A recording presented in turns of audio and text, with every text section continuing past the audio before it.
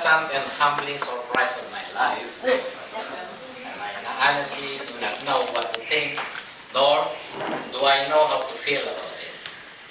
But I thank you for initiating this event, and I would like to thank everyone for coming here today. I'm truly overwhelmed, but grateful. Yesterday, I read in the Inquirer that Mr. Bencham, owner of Ben's and other businesses as well, started his business in 1987 with Ben's brand of clothing and fashion accessories, which has now grown global and spawned other business ventures, including food as well.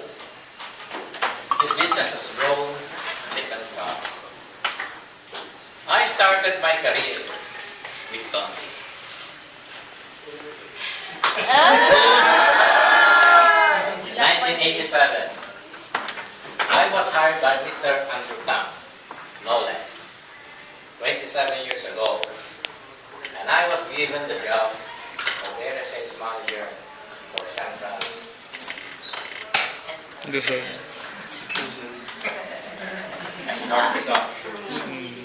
The year 1987 must be truly auspicious, meaning conducive to success, favorable, coupled with hard work, creativity, dedication, loyalty, and integrity. 1987 favored those who labored and persevered. I am a testimony to this. And so is Mr. Bencham, and a lot others who we may never meet or know about, but similarly took the high ground and succeeded. Allow me to brag a little.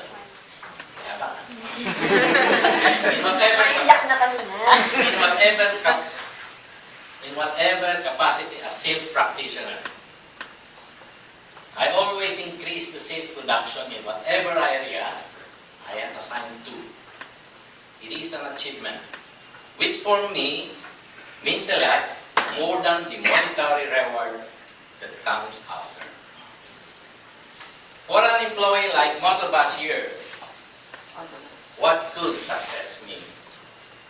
It will surely be different from each one of us.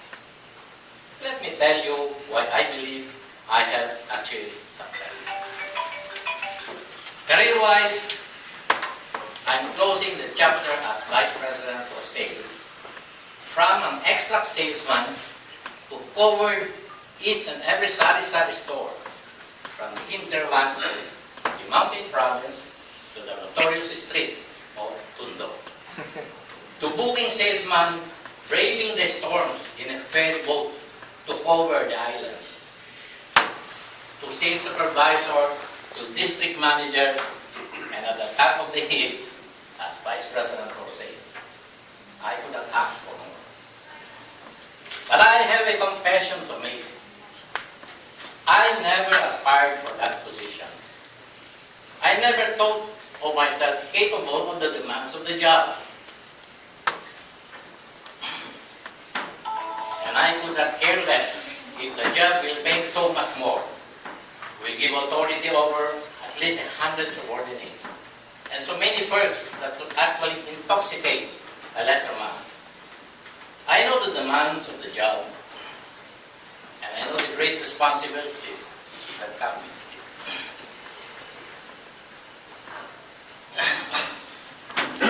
It will kill me of shame if I fail. The position of sales supervisor was the highest I aspired for. Before Condis, I had the opportunity to work with superiors who I admired and respected for their expertise in such high levels of management. I never saw myself as one of them.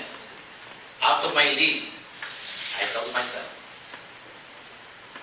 In 2009, the position was offered to me, and my instinct was to decline. I truly believe I cannot do the job. But with the sincere assurance and support and guidance of our boss. Nag-wait kasi ako, ginawa ko ito. Sinurpresa niyo ako, may surprise din ako. So alam mo na, you'll be surprised? Or will you be surprised? Hindi, may intel ako eh. I truly believe I cannot do the job. But with the sincere assurance of support and guidance of our boss, Mr. Wilson Cole, who believed in me more than myself, I accepted the position of Vice President for Sales.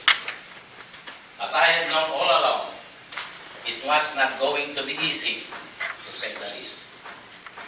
When you're a salesman, your chief concerns are sales target and collection, along with the peripheral matters of merchandising, promoting customer relations, and administrative function. When you are a supervisor or area manager or regional manager, aside from this concern, equally important is people management, training, mentoring, monitoring performance, and knowing what the men under your responsibility need to bring out the best in them.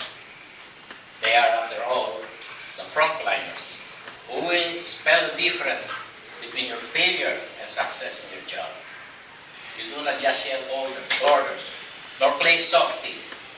Both are counterproductive. Alongside this, is store knowledge of the trade, personally knowing each and every one of our so-called business partners.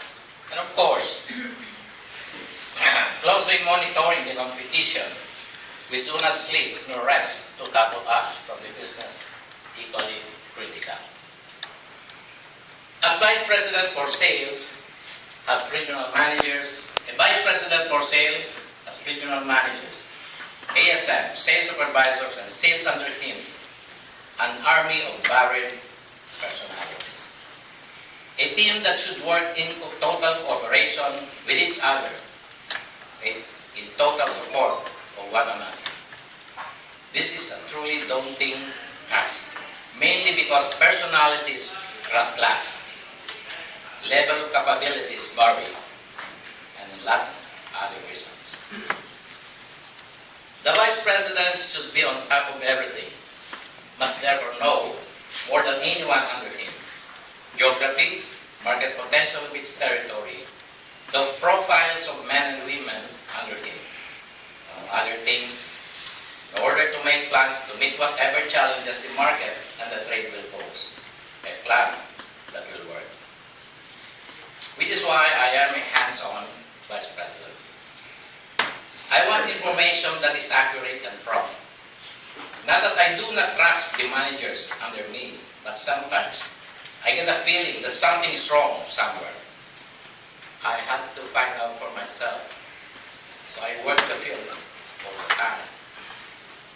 In doing my job, I have to fire people, some people, recidivists who commit the same infractions repeatedly without shame and guilt. Men who just cannot do their jobs despite patient mentoring and guidance, simply because they do not have the chance for it.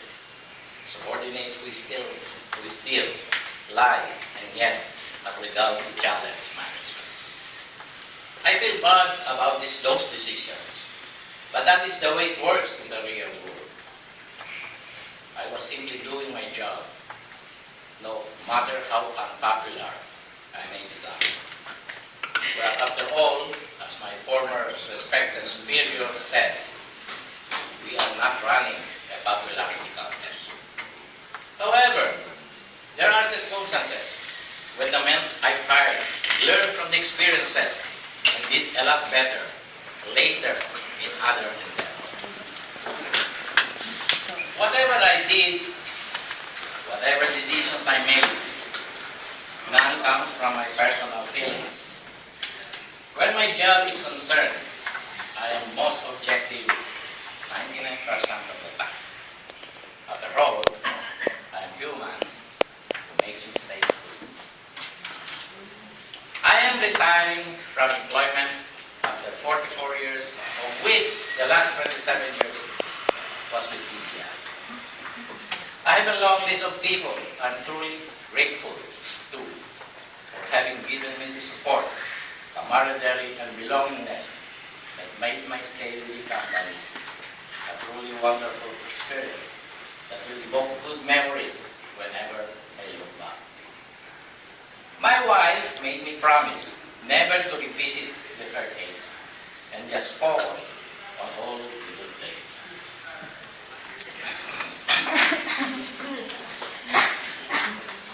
At the top of the list, of course, is our big boss, Dr. Andrew Sang. It was he who hired me back in the day when Condi's held office in the building in Caloocan. I had the enviable experience of reporting to him directly, and I remember the awe of shaking his hand every time the opportunity would present itself. As the song goes, I bless the day I found him. My gratitude to him will stay with me as long as I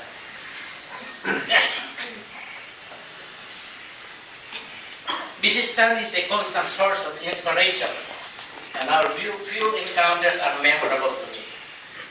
She does not know it, of course, but she always makes the day seem brighter whenever she smiles at me.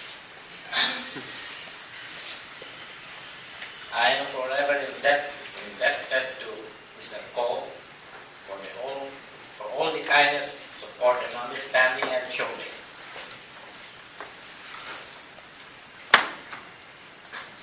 There's so much more to accomplish, and I'm sure we will have everything his heart desires.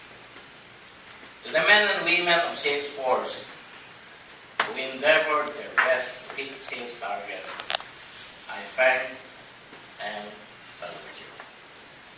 I could not deliver the numbers without you. No one can.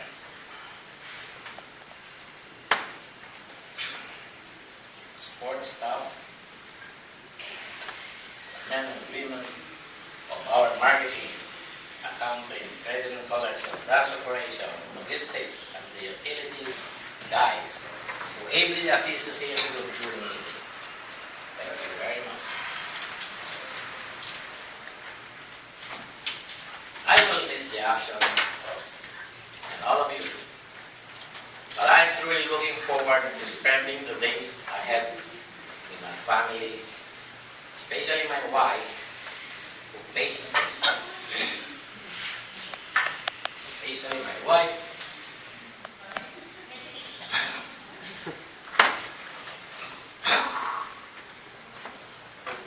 stood by me.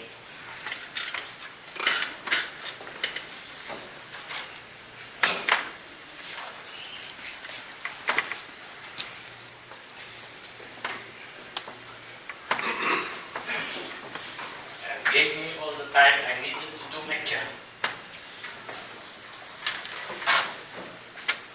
As well as I could remember once complaining about my being an absentee husband. I am blessed having an independent partner who understood me right now. Next thing, old soldiers never die. They just fade away. I guess I'm a soldier myself, so I will simply fade away. I have no plans as to what to do when I stop reporting for work. Sabi na niya kanina, baka sa October 1, tatayo ka pa.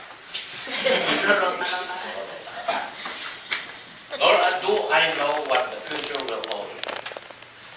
I have a solid family and some retirement fund, which my wife said will be enough to tide us over, provided we make the bid. Do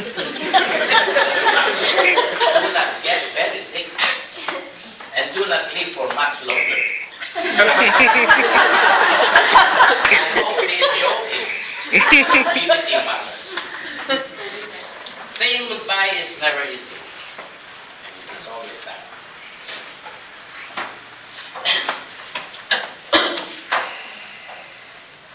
But it is a fact of life that nothing lasts forever. so I choose this message, and so I close this message with my hope and prayers for EDI to continue climbing up, go global, and remain leading the trail it blessed, it placed.